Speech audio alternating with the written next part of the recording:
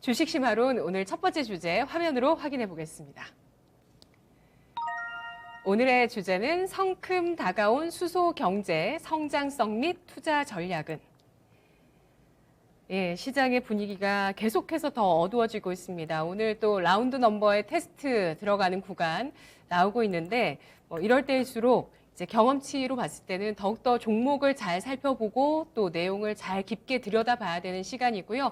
큰 성장이 나올 수 있을 만한 쪽을 또 잘 선별을 해보셔야 되겠죠. 수소 경제를 육성하는 여러 움직임들 알아보도록 하겠습니다. 오늘 하나금융투자 삼성동 금융센터 윤여민 팀장 만나보겠습니다. 안녕하십니까? 네, 안녕하십니까? 네, 시장이 많이 어려워요. 사실은 좀 선반영이 됐다고 생각을 했었고, 네. 그다음에 어제 좀 살짝 반등이 나왔기 때문에 일단 뭐 단기간에 좀 조정은 있겠으나 좀 이렇게까지 밀릴 거라고 생각을 하지 못했거든요. 근데 지금 중국 증시도 좀 밀리고 있고, 네. 그다음에 뭐 나스닥 같은 경우는 사실 뭐 신고가에서 어떻게 보면 행진을 이어가고 있기 때문에 뭐 테이퍼링 관련된 조정은 제가 볼 때는 그렇게 큰 연면할 건 아니지만 우리나라는 좀 심각하게 좀 밀린다 생각할 수 있다고 생각을 하고, 사실 오늘 거의 뭐 상승 종목 수가 거의 없네요. 그러니까 일단 오늘 같은 경우는 그냥 방송을 보시거나 그냥 HTS, MTS를 좀 끄시고 좀 리프레시 하니까 좋지 않을까. 그리고 일단 좀 투매 구간에 좀 진입한 구간이 없지 않아 있기 때문에 오히려 동참하시기보다는 반등 시에 좀 뭐 추매를 한다던가 뭔가 좀 계좌는 그때 열어보시는 게 좋지 않을까 말씀을 드려보도록 하겠습니다. 네, 지정학적 리스크도 계속되고 있고요. 아프가니스탄발 이슈뿐만 아니라 또 오늘은 한 언론사의 단독 보도로 북한의 미사일 발사 계획 통보 소식까지 나오면서 환율과 지수에 또 출렁임이 크게 나옵니다. 오늘 성큼 다가온 수소 경제에 대해서 주제를 잡아주셨는데요. 수소 경제를 육성하기 위해서 각국 정부의 정책과 기업들의 투자가 이어지고 있습니다. 아무래도 이산화탄소의 배출이 없는 이 수소 경제에 대해서 많은 관심들이 있는데요. 먼저 미국의 1조 달러 인프라 투자 내용에서도 수소에 대한 내용이 있죠. 비중이 어느 정도일까요? 일단은 좀 사실은 이제 정답부터 말씀드리면 인프라 투자 관련돼서 사실 전기차보다는 수소차가 좀 예산이 더 많습니다. 그렇게 말씀드릴 수 있을 것 같고, 네. 사실 연방 상원의원이 10일에 지금 1조 달러 규모 법안을 통과시켰죠. 이제는 하원을 좀 기다리고 있는데, 지금 이제 도로라든지 교량, 광대역, 통신망 등 인프라 개선이 주 목적이라 말씀드릴 수 있을 것 같고요. 그다음에 앞서 말씀드린 것처럼 관련돼서 수소 지원이 좀 포함이 됐습니다. 지금 민주당의 첫 부양안에도 좀 포함이 돼 있었던 부분이 있더라고 말씀드릴 수 있을 것 같은데, 이 수소 예산의 좀 핵심 사업 중에 하나가 뭐냐면 그 4개 이상의 수소 산업 허브를 좀 조성하는 거라고 볼 수 있을 것 같고, 네. 이를 위해서 2022년부터 2026년까지 80억 달러의 연방정부 예산이 좀 지원이 된다라고 볼 수 있을 것 같습니다. 이외에도 뭐 수전의 장치 업그레이드 상용화에 뭐 10억 달러가 좀 투자가 되는 부분들 뭐 여러 가지 좀 있습니다. 그다음에 이제 뭐 개발, 운송, 뭐 보관 관련된 좀 프로젝트가 좀 진행이 될 것으로 보이고 있고요. 여기도 5억 달러 정도 지원되지 않을까 좀 생각을 하고 있습니다. 일단 이 수소 지원안 관련돼서 제가 앞서 말씀드렸던 것처럼 이제 전기차 충전 인프라에 75억 달러가 지금 지원이 되고 있는데, 앞서 말씀드린 것처럼 제가 80억 달러를 좀 말씀을 드렸으니까 일단 뭐 전기차보다는 좀 수치상으로는 크다 말씀드릴 수 있을 것 같고, 이번에 좀 수소 예산안에 좀 가장 좀 큰 특징이라고 한다면 좀 속도감이라고 볼 수 있을 것 같아요. 그러니까 네. 지금 수소 생산을 위해서 이제 신재생 에너지뿐만 아니라 뭐 천연 가스라든지 뭐 석탄 발전, 원전을 이용하는 것을 좀 전면 다 허용했다고 볼 수 있을 것 같고, 사실 이제 뭐 사용 분야 같은 경우도 자동차뿐만 아니라 교통 부분, 전력, 뭐 민간 산업용에 다 지금 광범위하게 활용이 될 수 있을 것으로 보이고 있기 때문에, 일단 이번 안이 통과가 되면 이제 내년부터 미국의 지금 수소 산업에 대한 성장 초기 국면을 좀 빠르게 진입할 수 있을 거라 생각하고 있기 때문에, 네. 지금 이런 인프라 투자에서 보듯이 지금 수소 산업에 대해서는 좀 속도감 있게 진행되는 부분이다 말씀드릴 수 있을 것 같습니다. 네, 수소산업 허브를 4군데 조성한다라고 얘기가 나왔는데 이게 수소 충전소인가요? 아니면은 다른 어떤 산업시설들을 얘기하는 그러니까 다 건가요? 포함이 되는 것 같습니다. 그러니까 앞서 제가 말씀드렸던 것처럼 이제 뭐 클린 수소 개발하는 부분도 있고 생산 부분도 있고 운송 보관 같은 좀 프로젝트도 지금 사용될 것으로 보이고 있고, 또 상용화 관련돼서도 지금 이 관련된 좀 시설물을 좀 만들려고 하는 부분이 있기 때문에, 제가 말씀드렸던 그 허브 관련돼서는 좀 여러 개의 좀 시설이 같이 복합적으로 들어가지 않을까 생각을 하고 있습니다. 네, 알겠습니다. 또 탄소 포집 예산도 수소에 사용된다. 이거는 어떤 내용이죠? 그러니까 일단은 지금 탄소 포집 같은 경우는 그 보통 그 전기차에도 좀 얘기가 좀 나오고 있는 부분이 배터리 쪽에도 나오고 있는 부분이 있는데 네. 일단 이 탄소 포집을 하기 위해서 지금 그 활용될 수 있는 연계 지금 예산안이 지금 수소의 연계 그 수소 예산에도 좀 같이 좀 연계가 돼 있는 부분이 있고요. 그다음에 수소의 어떤 에너지를 활용할 때 탄소 포집을 좀 전제로 해서 지금 예산안이 집행된 어떤 그런 좀 장치가 좀 있는 것 같습니다. 따라서 앞서 제가 말씀드린 것처럼 탄소 포집이라든지 활용 부분도 이렇게 넓게 보면은 지금 수소 예산안에 좀 포함되어 있는 부분이 있고요. 그렇게 되면 제가 앞서 말씀드렸던 80억 달러에서 좀 87억 달러까지 올라가는 부분이 있기 때문에 네. 이런 부분에서 봤을 때는 뭐 수소에 관련된 부분에서 좀 더 미국 정부가 좀 드라이브를 많이 걸고 있다라고 볼 수 있을 것 같습니다. 네. 그로 인해서 내년 초기부터 미국 내에서 수소 산업이 성장 초기에 들어간다는 점을 전망을 해주셨는데요. 미국 수소에 드라이브를 걸고 있습니다. 그리고 또 다른 국가를 살펴보죠. 영국과 중국도 수소 정책을 발표했다고 하는데요. 내용 알아볼까요? 일단 EU가 먼저 좀 P455 먼저 좀 드라이브를 걸었죠. 그리고 좀 미국이 지금 인프라 투자한 얘기가 나왔고, 그 다음에 사실은 지난주에 인도도 수소 육성 정책을 발표를 했어요. 근데 네. 사실은 뭐 크게 뉴스가 되진 않았지만 네. 좀 인도도 지금 수소 육성 정책을 발표를 했고, 또 이번 주에 영국과 이제 중국에서 보게 되면 베이징 이제에서 지금 수소 산업과 관련된 얘기가 좀 나오고 있는데, 영국 같은 경우는 2050년까지 수소 비중을 지금 전체 에너지 소비의 35%까지 채운다라고 좀 발표를 했습니다. 이에 따라서 2030년까지 55억 달러 지금 보조금을 지금 지급을 할 것으로 보이고 있고요. 또 뭐 그린 수소 같은 경우 해상 풍력에도 지금 주로 연계를 해서 쓰겠다라고 지금 얘기가 나오고 있습니다. 그리고 이제 베이징 같은 경우는 수소 개발 5개년 계획을 좀 발표를 했는데요. 한 10개에서 15개 정도 지금 글로벌 수소 업체를 좀 육성할 것으로 나오고 있고요. 4개에서 한 3개에서 4개 정도 R&D 혁신 센터, 그다음 플랫폼 수소 기업을 육성할 것으로 보이고 있습니다. 또 이제 베이징, 텐진, 허베이 등 3개 지역의 수소 산업 규모가 2025년까지 1천억 위안을 달할 것으로 보이고 있다라고 볼 수 있을 것 같습니다. 확실히 이제 규모의 경제가 좀 보여준다 말씀드릴 수 있을 것 같고, 특히 이제 어제 좀 뉴스가 나왔는데 중국이 지금 초대형 그린 수소 프로젝트 건설을 좀 승인을 했습니다. 지금 내몽고의 1.85기가 태양광 370메가와트 풍력을 이용해서 465메가와트 이상의 수전해 장치를 좀 설치하는 프로젝트인데요. 네. 여기서 연간 6.7만 톤의 수소를 생산할 계획이라고 합니다. 그러니까 엄청난 스케일이라고 볼 수 있을 것 같고요. 지금 산업핵이 지금 수소 충전소 건설을 좀 계획할 것으로 보이고 있는 부분이 있기 때문에 일단 각국의 좀 수소 산업에 대한 경쟁은 좀 상당히 치열해지고 있다고 볼 수 있을 것 같습니다. 네, 수전해를 통해서 중국에서 수소를 생산하는 계획을 연간 6.7만 톤 계획으로 발표를 했고, 이 수소 생산에 있어서 사용되는 전력은 태양광과 풍력을 사용해서 네, 그렇습니다. 하겠다는 계획을 발표했습니다. 영국, 중국, 그리고 짧게 인도까지 또 지난주 수소 계획 발표가 있었다고 말씀을 해주셨는데요. 얘기 쭉 들어보시면 아시다시피 이미 여러분들께서 아시겠지만 수소 같은 경우는 자동차에 한정돼 있는 어떤 모빌리티 혁명이 아니라 에너지 전환의 혁명이죠. 네, 그 네. 자체가 에너지원이 되기 때문에 적용 범위가 굉장히 넓다는 부분이 될 수 있을 것 같은데요. 그 분야, 그래서 더 이 분야를 주목을 하고 있는 분야이기도 합니다.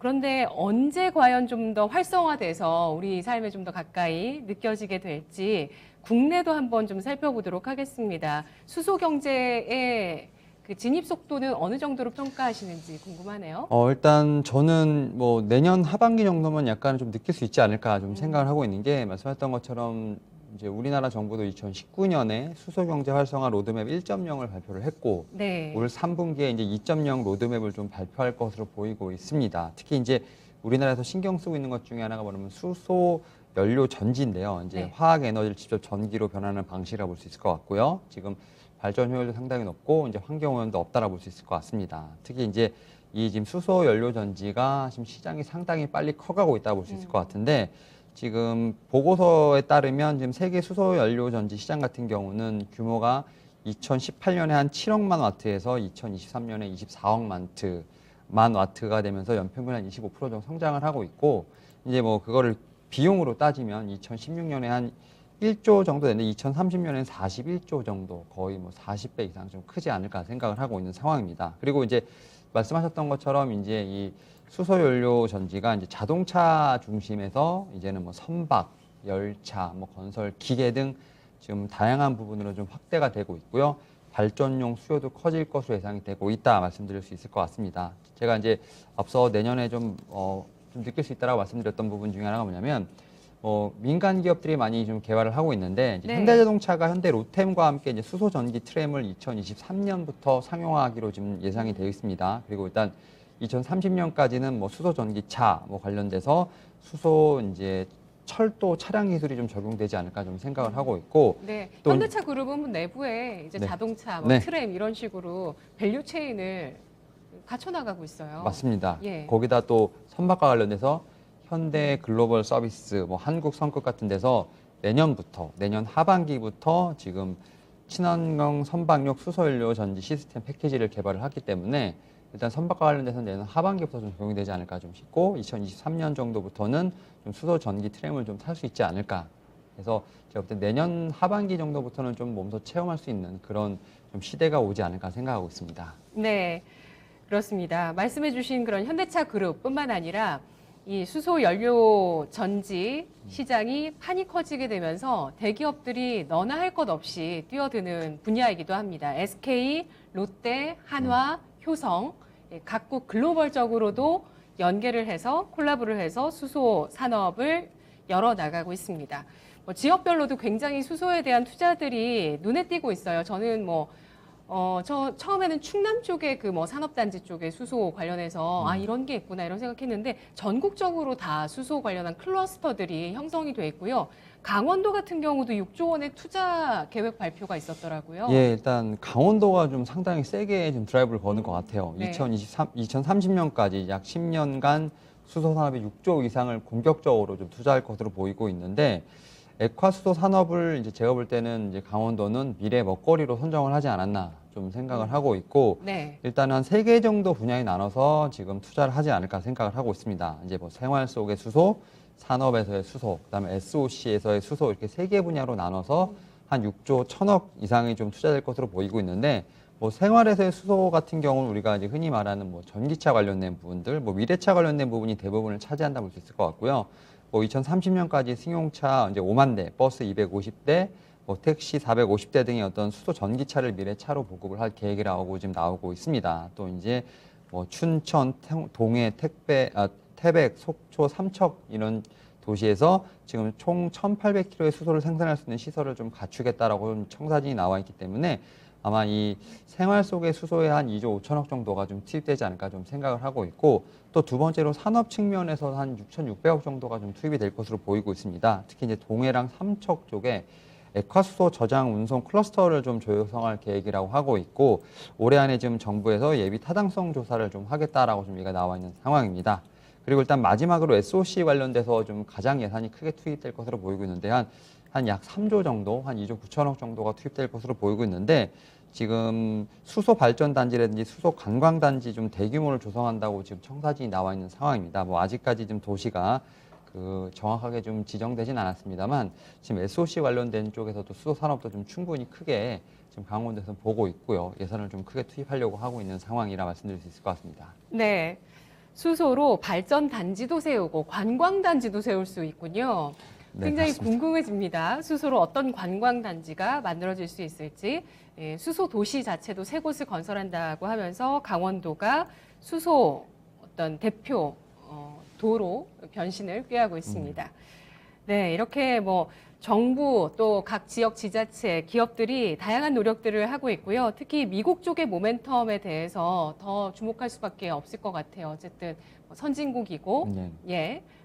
G1의 국가의 또 수소에 대한 의지 확인을 해봤습니다. 그렇다면 이 가운데서 우리가 이제 또 토픽을 골라봐야 되는데요. 일진하이솔루스라는 기업도 수소 기업인데 IPO를 준비를 하고 있어서 조만간 또 상장 예정입니다. 여러 가지 수소 관련 기업들이 있을 텐데요. 탑픽을 꼽아보도록 할까요? 일단 좀 예상치 못했던 종목일 수도 있는데 네. 저는 이렇게 좀 힘든 장에서는 이 종목이 참 맞다고 생각을 합니다. 예. 바로 한국가스공사를 좀 말씀을 드려보도록 하겠습니다. 일단 네, 뭐 얼핏 은근히 들으면 가스 기업들이 수소 사업을 하더라고요. 네, 이제 얼핏 네. 들으면 뭐 가스인데 왜 수소냐 이렇게 얘기할 수 있겠지만 네네. 일단은 이 종목 같은 경우는 가스라는 어떤 지금 기본적인 전통 사업에서 수소 경제의 어떤 패러다임을 완벽하게 적용을 하면서 친환경의 어떤 사업을 하는 그런 회사로 좀 변신을 하고 있다 볼 수 있을 것 같습니다. 일단 좀 그 실적을 좀 보게 되면 2분기 영업이익 같은 경우는 이제 543억 원을 좀 기록을 하면서 전년 동기 대비 흑자 전환한 모습 보여주고 있다 볼 수 있을 것 같고 가스 판매량이 지금 30% 이상 전년 동기 대비 좀 급증을 하였습니다. 뭐 도시가스용 벙커 CU라든지 뭐 발전용 관련된 지금 가스들이 많이 좀 판매가 됐는데 제가 이제 이 종목을 갖고 온 게 이제 수소 때문이기 때문에 수소와 관련된 좀 모멘텀을 좀 많이 말씀을 드릴게요. 일단은 이 가스공사가 지금 한국가스공사가 좀 4가지 정도의 수소 사업을 좀 추진을 하고 있다 말씀드릴 수 있을 것 같은데 네. 일단 첫 번째로 좀 수소 생산 인프라 확충을 좀 하고 있다 볼 수 있을 것 같습니다. 뭐 이제 작년에 창원시라든지 광주광역시에 거점형 수소 생산 기지를 좀 구축을 했고 지금 하반기부터 수소를 지금 생산한다고 합니다. 그러니까 첫 번째로 수소 인프라를 구축하고 있고 두 번째로 이제 수소 인프라 및 이제 유통 체계 구축에도 좀 상당히 적극적으로 투자를 하고 있습니다. 작년 7월 최초로 김해 김해 수소 충전소를 지금 운영해서 좀 개시를 했고요. 올해 4월부터는 이제 수소 제조 설비를 통해서 수소가스 자체 생산을 좀 가능한 부분들, 이에 따라서 외부에서 좀 수소를 구매할 필요가 없는 온사이트를 지금 제조식 충전소로 지금 탈바꿈하려고 하는 상황이라 말씀드릴 수 있을 것 같습니다. 그리고 일단 세 번째로는 이제 민관공 협업을 해서 좀 수소 인프라의 확충에도 좀 추진하고 있는 부분이 있는데 일단 여기서 민이라고 하면 이제 GS 칼텍스와 함께 지금 그 2024년 12월을 좀 준공 목표로 해서 세계 최초로 이제 LNG 냉연을 이용한 액화수소 메가스테이션을 좀 구축을 추진하고 있다고 말씀드릴 수 있을 것 같습니다. 그리고 일단은 또 마지막으로 해외에서 그린 수소를 좀 도입해서 탄소 배출 제로 수소 사회를 주도하기 위한 또 움직임을 좀 보여주고 있다 말씀드릴 수 있을 것 같은데 뭐 2030년까지 호주 등의 국가를 좀 대상으로 해서 그린 수소를 좀 도입을 하고 재생에너지 설비 구축을 통해서 가격 경쟁력을 좀 높이려고 하는 부분이 있습니다. 이렇게 수소 산업 관련해서 4가지 지금 업무를 하고 있다 말씀드릴 수 있을 것 같고 또 이제 이와는 또 별개로 제가 이제 어려운 장에서 이 종목을 갖고 왔다 말씀드리는 이유가 일단은 이제 아무래도 이제 공기업이다 보니까 그래도 뭐 안정적인 좀 매출과 함께 지금 꾸준한 기관의 수급이 좀 들어오는 부분도 있다 말씀드릴 수 있을 것 같고 또 이제 배당도 좀 안정되게 받을 수 있는 상황이라 말씀드릴 수 있을 것 같습니다. 그러니까 여러모로 봤을 때 뭐 수소에 대한 모멘텀도 충분히 있지만 안정적인 이익과 배당 그리고 지금 최근에도 보게 되면 꾸준히 좀 수급이 들어오고 있는 상황이기 때문에 오히려 이렇게 조금 흔들리는 장에서 좀 안전하게 가져갈 수 있는 종목이 아닌가 말씀을 드려보도록 하겠습니다. 네, 알겠습니다. 저는 가스 기업 가운데 수소 사업을 하는구나 하고 눈여겨봤던 기업이 SK가스였거든요. SK가스도 이런 식으로 수소 밸류체인을 만들어 나가고 있는 기업인데 한국가스공사도 마찬가지입니다. 국내에서 수소 인프라부터 시작해서 해외에서 또 그린 수소를 생산하는 것까지 밸류체인을 갖고 있습니다. 우리 채팅창에서는 한국가스공사에 대해서 너무 무거운 주식 아니냐 이런 의견도 있어요. 전략 알아볼까요? 일단은 그렇죠. 사실은 그만큼 무거우니까 움직이지 않지만 또 하락장에서도 충분히 좀 방어할 수 있는 종목이 아닌가 좀 생각이 들고 있고 일단은 그래도 6월 17일에 보게 되면 일봉상으로는 4만 원 정도까지는 좀 갔다 왔던 모습이고요. 뭐 네. 주봉상으로 보더라도 충분히 지금 저는 조정을 잘 받았기 때문에 다시 한번 반등이 나올 수 있지 않을까 좀 생각을 하고 있습니다. 일단 좀 매물대가 좀 있는 주봉상 좀 목표가를 한 4만 2천 원으로 좀 제시를 해드리도록 하겠고 네. 일단 손절가는 일봉상 지금 3만 1,300원으로 제시를 해드리도록 하겠습니다. 알겠습니다. 오늘장 조정을 받으면서 3% 하락 중이고요. 121선 터치하는 움직임 나타내고 있습니다. 손절가를 3만 1,000원대로 잡으면서 매물대가 놓여 있는 4만 2,000원까지 바라볼 수 있는 종목으로 한국가스공사 알아봤습니다. 앞서서 상장 예정인 일진 하이솔루스 같은 경우도 9월 초 상장 예정이고요. 수소 저장, 장치, 수소 탱크 이런 거 만드는 기업이고요. 오늘 상장한 브레인즈 컴퍼니는 상한가 따상을 기록한 모습 눈에 띄고 있습니다. 첫 번째 이슈 수소 경제 알아봤고요. 두 번째 이슈로 넘어가 보겠습니다. 화면 보시죠. 진단키트 코로나 증가로 재부각 추가 모멘텀은 진단키트주가 조정을 많이 받았습니다. 2분기 실적 시즌에도 큰 부각을 받지 못했고 오히려 어떤 기업들은 또 어닝 쇼크까지 나왔어요. 2분기에 적자 전환한 기업들 눈에 띄었습니다. 뭐 PCL, 엑세스바이오, 수젠텍 같은 기업은 2분기 적자가 나왔고요. 시제는 또 전년 대비해서 감소한 실적을 발표했습니다.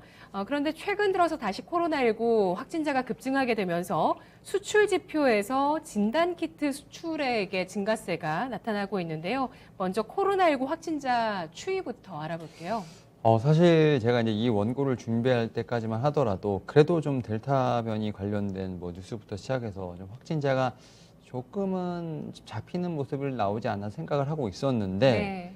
여전히 오늘도 보니까 2,000명이 넘었더라고요. 그래서 상당히 좀 심각하다고 말씀드릴 수 있을 것 같고 지금 이제 델타 변이 관련된 부분을 통해서 국내뿐만 아니라 해외에서도 지금 제가 볼 때는 확진자가 좀 급증하는 모습 보이고 있습니다. 지금 국내 기준으로 봤을 때 지금 이제 어제 0시 기준으로 봤을 때 코로나19 백신 접종률이 보게 되면 전국적으로 1차는 한 46%, 그다음에 완전 접종이 20%이기 때문에 이제 우리나라에서도 이제 코로나 백신을 완전 접종한 사람이 이제 20%가 넘는 상황입니다. 그리고 근데 이런 상황에서 지금 1일 확진자 수가 2,000명이 다시 넘어갔죠. 넘어간 상황이기 때문에 지금 상당히 좀 심각하다 볼 수 있을 것 같고 사실 이런 부분이 우리나라뿐만 아니라 백신 접종률은 사실은 우리나라보다 글로벌이 훨씬 더 높습니다. 특히 네. 이제 미국을 좀 중심으로 했을 때 미국 같은 경우는 2차 접종이 완료된 기준을 봤을 때 지금 어제 오후 7시 기준으로 53%가 넘어가는 상황이거든요. 그러니까 어떻게 보면 거의 절반 이상이 다 이제 2차례 접종을 다 받은 상황이긴 합니다만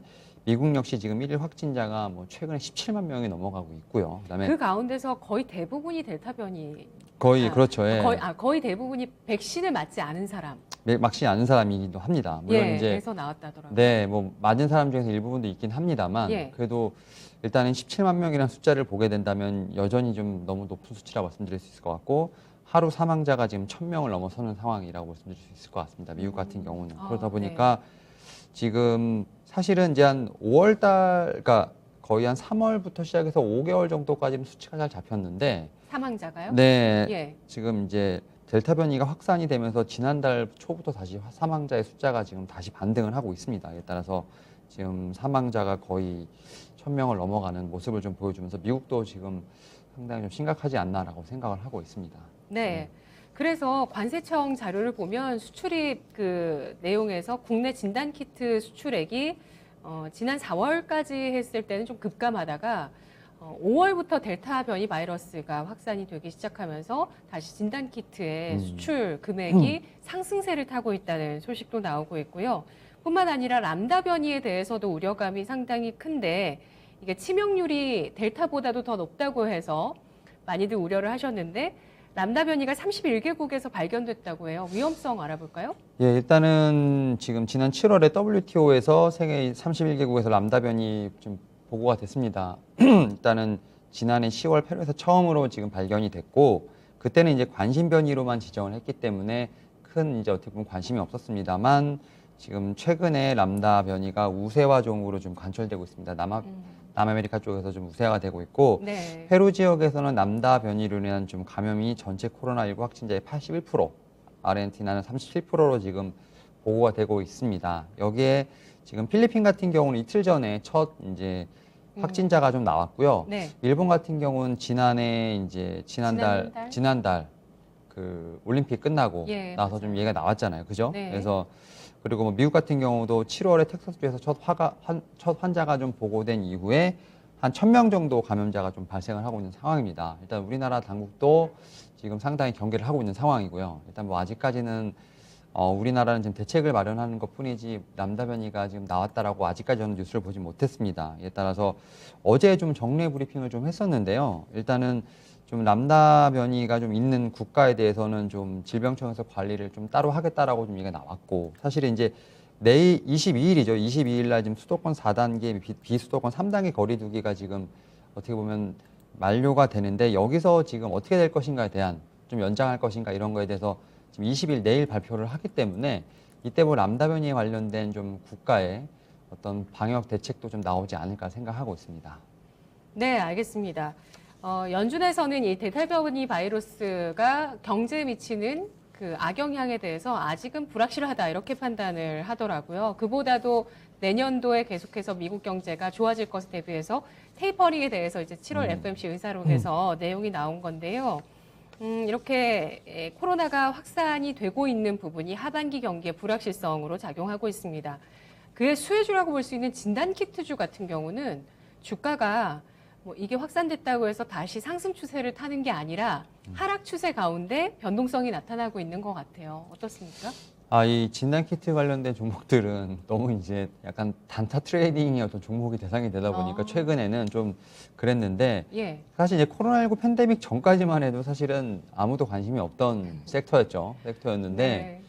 이 작년 이제 1분기를 기점으로 해서 좀 크게 성장을 했습니다. 실적 그렇죠. 성장을 했고 특히 이제 어떻게 보면 그때 당시에는 뭐 치료제라든지 백신 관련된 부분은 일단 전무했고요. 그다음에 뭐 자가격리라든지 뭐 진단을 빨리 하는 부분을 일단 초기 대응 영역이 있었다 보니까 좀 진단키트가 작년 1분기부터 좀 급성장한 부분이 있다라고 말씀드릴 수 있을 것 같고 일단 그 당시에 가장 큰 이제 선두의 어떤 업체가 이제 시젠이라고 말씀드릴 수 있을 것 같습니다. PCR 검사를 통해서 일단은 좀 검사를 하는 부분들 이거를 좀 시연을 했고 특히 이제 시젠 같은 경우는 작년에 이제 1분기의 매출액이 818억. 근데 이게 이제 2019년 연간 매출액 대비 67%에 해당하는 수치. 그러니까 작년 매출을 올해 1분기에 3분의 2 정도를 해버린 거죠. 그리고 3분기에는 그러니까 작년 3분기에는 영업 이익률이 64%를 지금 찍었습니다. 네. 그러니까 전년 동기 대비 뭐 42%. 그러니까 매출도 늘었고 영업이익도 네. 상당히 늘었다라고 볼 수 있을 것 같은데 뭐 네. 이런 이제 시즌을 이제 필두로 해서 뭐 ST 바이오센서 뭐 이제 상장이 좀 최근에 됐지만 뭐 휴마시스, 랩지노믹스 같은 이제 회사들이 신속 진단 키트를 좀 주력으로 해서 좀 큰 폭의 좀 실적 성장을 좀 이뤘습니다. 뭐 주가와는 좀 별개로 평균 이제 매출액이 작년에 지금 거의 500% 이상 좀 상승을 했습니다. 그만큼 이제 말씀하셨던 것처럼 매출뿐만 아니라 좀 수출에서도 상당히 지금 큰 견인차 역할을 했는데 네. 사실 실적 같은 경우는 어떻게 보면 2분기를 좀 기점으로 해서 좀 많이 조정을 받았죠. 여기에 이제 그 작년 말에 12월에 이제 화이자가 이제 코로나19 백신을 영국에서 최초로 이제 긴급 사용 승인을 받고 이제 모더나라든지 이제 이런 회사들이 FDA 승인을 좀 받으면서 사실은 이제 진단키트의 주가가 좀 조정이 나오고 있는 상황이라 말씀드릴 수 있을 것 같은데 하지만 최근에 또 이렇게 좀 델타 변이로 인해서 좀 확진자가 좀 늘어나다 보니까 계속 어떻게 보면 좀 트레이딩 구간을 좀 주는 어떤 그런 모습이 나오고 있다라고 말씀드릴 수 있을 것 같습니다. 네. 이 진단키트주의 주가 움직임은 백신 긴급 사용 승인으로 인해서 꺾였다 이렇게 말씀을 해주셨는데요. 맞죠? 네, 맞습니다. 네. 근데 이후에 뭐 올해 들어서 좋은 실적을 바탕으로 해서 뭐 배당이라든지 시즌의 배당 발표라든지 긍정적인 재료들은 있었습니다만 주가가 뭐 크게 반응을 하지 못했어요. 그나마 또 1분기 실적 시즌에 한 차례 또 진단키트주가 상승세를 한 달 정도 보인 적도 있긴 합니다. 앞으로 진단키트주의 주가가 좀 깨어나려면 어떤 모멘텀이 있어야 될까요? 일단 말씀하셨던 것처럼 이제 뭐 확진자가 늘어나니까 이제 진단키트가 좀 수요가 늘어날 것이다. 약간 이런 시각으로 뭐 좀 보는 건 조금 주가에는 별로 도움이 되지 않다라고 생각이 들고 있고 네. 이제 제가 이제 유럽 시장을 조금은 주목해 봐야 되지 않을까 좀 생각을 하고 있는데 일단 유럽 시장이 우리나라 이제 수출 데이터를 보게 되면 유럽 시장으로 수출이 한 65% 정도 돼요. 지역적으로 봤을 때는. 그만큼 네. 이제 유럽 시장이 좀 상당히 중요하다 볼 수 있을 것 같은데 일단 유럽 같은 경우는 살짝 좀 우리나라에서 봤을 때 좀 생소한 개념이긴 한데 지금 그 EC죠. 유로피안 커미션에서 지금 EU 내에서 자유롭게 좀 이동을 허용할 수 있는 국가 간의 통일된 인증 체계죠. EU 디지털 코비드 서티피케이트라는 걸 지금 운영을 하고 있습니다. 예. 이제 뭐 프랑스, 스페인, 뭐 이탈리아, 독일 주요 국가에도 좀 있고 이제 넌 EU 국가인 뭐 아이슬란드라든지 스위스, 그다음에 노르웨이도 좀 참여를 하면서 여기 좀 동참하고 있는데 이게 약간 어플리케이션 QR 코드 형태로 돼 있다고 볼 수 있을 것 같고 일단 이제 국가 간의 이동을 하려면 이 세 가지 QR 코드에서 좀 인증하는 조건이 있어요. 첫 번째로 그 유럽의약청에서 지금 승인을 한 코로나19 백신을 접종했거나 네. 아니면 코로나19에 좀 걸렸더라도 회복을 해서 항체 형성이 좀 확인이 되었거나 아니면 진단키트 검사 결과가 음성으로 확인된 경우 이 세 가지입니다. 근데 이 세 가지를 어떻게 보면 이제 충족시키기 위해서 좀 백신뿐만 아니라 진단키트도 좀 필요할 것으로 보이고 있는데 실제로 이제 코로나19 신속 항원 키트 검사를 위해서 간이 지금 검사소가 약국에 지금 설치되어 있고요. 뭐 주요 지역에서는 다소 좀 설치가 되어 있는데 지금 앞서 말씀드린 것처럼 이제 코로나19 백신이 사실 우리나라에는 모자랄 수도 있겠지만 미국이라든지 유럽 같은 나라에서는 사실은 뭐 그렇게 수요가 부족하지는 않습니다. 그러니까 재고가 부족하지는 않습니다. 하지만 이제 접종률이 어느 순간부터 조금 느슨해지고 있는 상황을 볼 수 있는데 네. 일단 백신 접종률이 한 6, 70% 정도까지만 올라온다면 제가 볼 때는 뭐 90%, 100%까지 좀 가파르게 올라갈 것 같지는 않아요. 그러니까 예전에 뭐 신종 플루 사태를 보더라도 미국 접종률이 뭐 40%대에 이르는 어떤 경우가 있었기 때문에 오히려 6, 70% 정도가 된다면 완만한 둔화세, 그러니까 백신을 계속해서 맞지는 않을 것으로 판단되고 있기 때문에 결국 이제 6, 70%를 제외한 3, 40% 정도는 계속해서 지금 코로나19 검사를 좀 받아야 되는 어떤 그런 미접종자들에게는 QR코드 인증 시에 좀 진단키트 수요가 좀 존재하지 않을까 좀 생각을 네. 하는 부분이 있습니다. 이에 따라서 이러한 부분들 같은 경우를 좀 감안을 한다면 코로나19가 완전히 종식된다는 가정하에선 신속 항원 키트의 수요는 계속해서 존재하지 않을까 좀 생각을 하고 있는 부분이 있고요. 이런 네. 부분을 통해서 유럽 시장의 어떤 그런 수요는 좀 주목해봐야 되지 않을까 생각하고 있습니다. 네, 이번 여름 휴가를 유럽에서는 여름 휴가지를 방문하는 그런 여행 수요들이 굉장히 많았더라고요. 네. 예, 그러니까 이런 걸 통과한 사람들은 여행을 가는 거죠. 네. 그래서 평소대로 여행을 즐기는, 마스크 없이 즐기는 분들도 많이 보이고, 그만큼 이제 일상생활로 더 돌아가고 싶고 여유를 즐기고 싶은 분들이 많은데 코로나 예방 접종에 대해서 거부감을 갖고 계시는 분들도 유럽이나 미국에 굉장히 많더라고요. 네. 프랑스에서는 예방센터에서 뭐 백신 파괴까지 있었대요. 소리 들으셨죠? 네, 내용 맞습니다. 들으셨죠? 네, 들었습니다. 네. 예, 그리고 뭐 미국 대학교는 이제 개학 앞두고서는 젊은 사람들이 이제 접종을 안 맞다 보니까 네. 맞고 오면 노트북 같은 거 주는 그 추첨하는 맞아요. 쿠폰을 주기도 하고. 기업에서도 어쨌든 인센티브를 주기도 하죠. 예, 그 그런 접종- 식으로 네, 네. 지금 아직 안 맞으신 분들을 위해서 음. 그런 이제 노력들이 있는데 어쨌든 안 맞는 분들은 안 맞는 분들로 남아있을 가능성이 높다고 보셨고요. 네. 그래서 진단키트 수요가 유럽 쪽에서 또 계속 이어질 거니까 좀 유럽 쪽의 비중이 높은 종목을 봐야 되는지 네, 궁금해집니다. 그렇습니다. 관련주 알아보도록 할게요. 저는 일단 가장 대형주죠. 뭐 SD 바이오 센서를 좀 말씀을 드려보도록 할게요. 일단 네. 최근에 좀 이제 상장을 했는데 이 회사 같은 경우는 사실은 뭐 면역 화학 진단부터 분해 진단 관련된 토탈 솔루션을 좀 보유한 좀 플랫폼 업체라고 말씀드릴 수 있을 것 같고요. 사실 제가 이 회사를 주목하는 이유 중에 하나가 뭐냐면 네. 올해 1분기 매출액이 1조 원이 넘었습니다. 그래서 셀트리온 유한양행을 제치며 상반기 제약바이오 실적 1위 기업입니다. 아, 그렇군요. 네, 그래서 예. 올해 연간 매출액은 최소 3에서 3조 5천억까지를 보고 있습니다. 그러니까 정말 진단키트 부항이 서프라이즈한 것 네. 같아요. 그래서 이렇게 실적이 잘 나오는데 주가가 안 간다는 건 제가 볼 때 좀 말이 안 되기 때문에 일단 이 종목을 좀 가지고 왔고 네. 2019년에 사실은 앞서 말씀드린 것처럼 별로 관심이 없었기 때문에 한 730억 정도 했었어요. 근데 작년에 이제 매출이 1조 6천억까지 좀 증가했고 올해 지금 그 2배를 좀 보고 있다 볼 수 있을 것 같습니다. 근데 작년에 좀 지역 매출을 보게 되면 유럽이 한 41% 정도, 인도가 32% 정도로 지금 매출이 유럽에서 나오는 매출이 상당히 높은 회사라 말씀드릴 수 있을 것 같고 특히 이제 로슈와 함께 좀 신속 진단 키트 공급 계약을 맺었기 때문에 그 로슈를 통해서 스위스나 이런 프랑스 쪽으로 좀 많이 나가는 부분이 있습니다. 이에 네. 따라서 지금 1분기에서 2분기도 9억 스위스 프랑을 좀 호실적으로 달성할 정도로 지금 유럽에서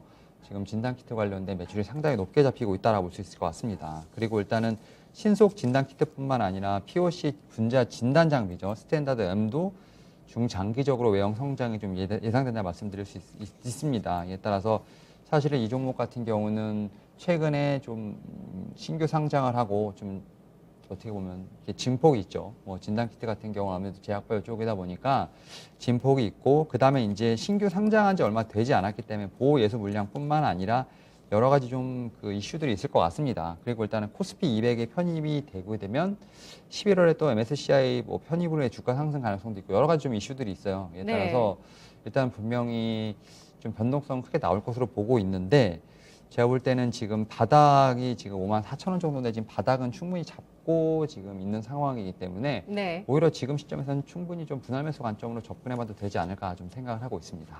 상장한 지 딱 한 달 지났고요. SD바이오센서 실적 그리고 주가의 위치 일단 그 자체는 굉장히 매력적이지 않나? 예, 54,000원 바닥이라고 좀 확신을 가져도 괜찮을지 전략 알아볼까요?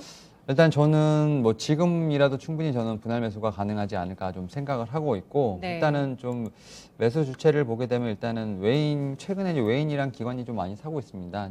외인과 좀 개인이 많이 사고 있고 네. 기관은 좀 많이 좀 팔고 있는 부분이 있는데 일단 기관이 좀 많이 팔았던 부분에서 좀 많이 하락이 나왔고요. 다만 이제 제가 54,000원 말씀드렸던 게 지금 상장하고 가장 지금 바닥이 54,000원인데요. 54,000원은 지금 깨지 않고 지금 어느 정도 지지가 되고 있는 상황입니다. 오늘 같은 좀 약세장에서도 지금 빨간불 폈다 좀 살짝 좀 하락 전환하긴 했습니다만 여전히 좀 그 선은 좀 지키고 있다고 볼 수 있을 것 같습니다. 이에 따라서 제가 말씀드린 것처럼 변동성이 충분히 있는 종목이라 생각을 하고요. 좀 분할 매수 관점으로, 그러니까 한 번에 담지 마시고요. 좀 분할 매수 관점으로 좀 접근해 보시면 좋지 않을까 말씀을 드려보도록 하겠고 일단은 목표가는 전고점 근처인 7만 원 그리고 손절가 같은 경우는 좀 넓게 한 5만 원으로 제시해드리도록 하겠습니다. 네, 알겠습니다. 정말 어려운 질문 마지막으로 드릴 텐데요. 진단키트 가지고 지금 손실 보신 분들 많으실 거거든요. 몇십 %씩.